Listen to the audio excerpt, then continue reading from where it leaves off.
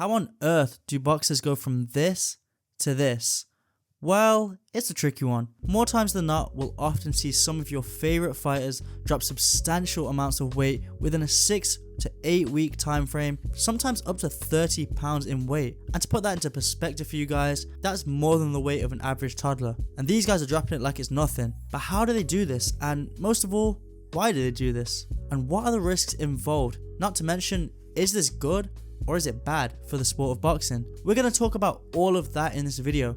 But before we jump into that, I just want to quickly ask you all to subscribe to the channel. We're on our road to hit 5k by the end of the year, so if you wouldn't mind subscribing, that would be greatly appreciated. Okay, so how? Well, to break it down, we need to split this weight cut into two parts: actual weight and water weight. First, we'll start with actual weight, and this is the easier part of the two and is actually fairly evenly spread over a boxer's 6 to 8 week training camp. What do I mean by actual weight though? Well, essentially burning fat and sometimes even muscle, which is pretty much a normal weight cut, where they spend a large portion of their camp focusing on burning all of their leftover fat, getting super lean, and well, this does kind of come with getting in fighting shape anyway, so I wouldn't necessarily say this is the hard part of the cut, considering they're training 2 to 3 times a day anyway, and will have professional nutritionists supporting them throughout the whole way. But where it gets hard is the water weight. And this is actually the bulk of the boxer's weight loss, and where most other weight is lost, usually in the last 2 weeks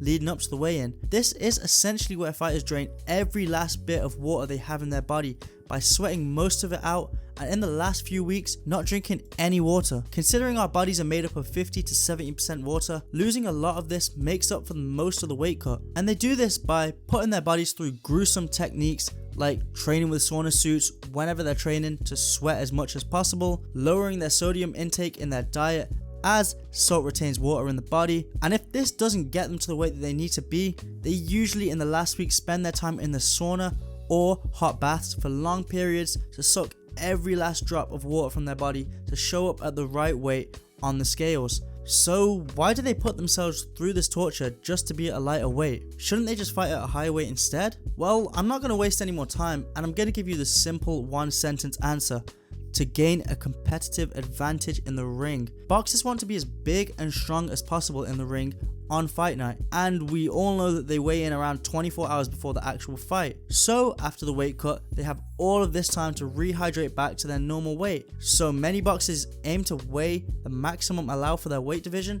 and then quickly regain the weight after the weigh-in to have a size and strength advantage. This strategy is why boxers cut weight. It's all about gaining an edge in the ring. After the weigh-in, the focus shifts to recovery. They do this by rehydrating by drinking lots of water and electrolyte drinks to replenish their fluids, eating nutrients-dense meals like high-carb meals to restore glycogen levels to give them energy for when they fight, and loads of rest to give their body time to bounce back before stepping into the ring. So why do boxers put themselves through this grueling process? Well, it's all about maximizing performance ultimately. A fighter who weighs in 10 to 20 pounds more on fight night can have a significant advantage in strength and durability, but it's a gamble. If they don't cut weight properly or fail to recover in time, it could cost them the fight and how they perform. But what are the risks to doing this crazy weight cut? Of course, extreme weight cut doesn't come without risk. It probably isn't beneficial for your health long term. And as someone who's had to do these crazy weight cuts and look like a zombie on the scales 3 days in a row for national tournaments, I can definitely speak on this. And although I'm a pretty decent height, I genuinely think doing this at a young age probably stunted some of my growth and development. Losing weight too quickly can lead to loads of things like dehydration. This affects energy levels, performance, and even your organ function. Muscle loss. Extreme calorie deficits can break down muscle. Obviously, we all know that boxers need their muscle to utilize strength in the ring. It can also cause things like impaired brain function. Dehydration and low glycogen levels can make boxers more vulnerable to concussions. Obviously, when you get hit in the face, you're pretty susceptible to a concussion, and this can actually lead to a disadvantage in the ring and can cause the boxer to be exhausted. Cutting weight too hard can leave a fighter too drained to perform at their best. That's why boxers and their teams have to be extremely careful during the weight cutting process. Okay, so what impact does this whole weight thing have on the sport of boxing? Well, unfortunately, I think it has a pretty negative impact considering fighters don't fight at their true weight. And more times than not, when in the ring, fighters are most likely actually fighting at two completely different weights, leading to a pretty unfair competition. Now, I think the fact that fighters are able to lose all of this weight and gain it all back in the last 24 hours kind of defeats the whole point of the weight cut in the first place. And I think if restrictions to gaining so much weight after weighing in or making the weigh-in closer to the fight would prevent a lot of these extreme weight cuts. Obviously, we all know weight cutting is a part of the game, but I think it's all gone too far. And to be honest, if fighters fought at their genuine weight without all the extreme measures, it would make for much better competition and a more accurate representation of the top fighters at each weight class. Unfortunately though, I don't think we'll ever see that, which is definitely a shame. But what do you guys think of the current weight loss system? Is it corrupt and should it be changed? Let us know in the comment section below. If you enjoyed this video and want to see more, make sure you hit that subscribe button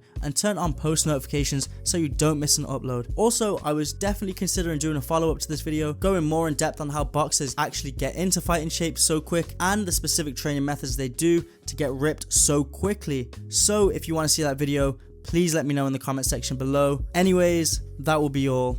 I'll catch you in the next one.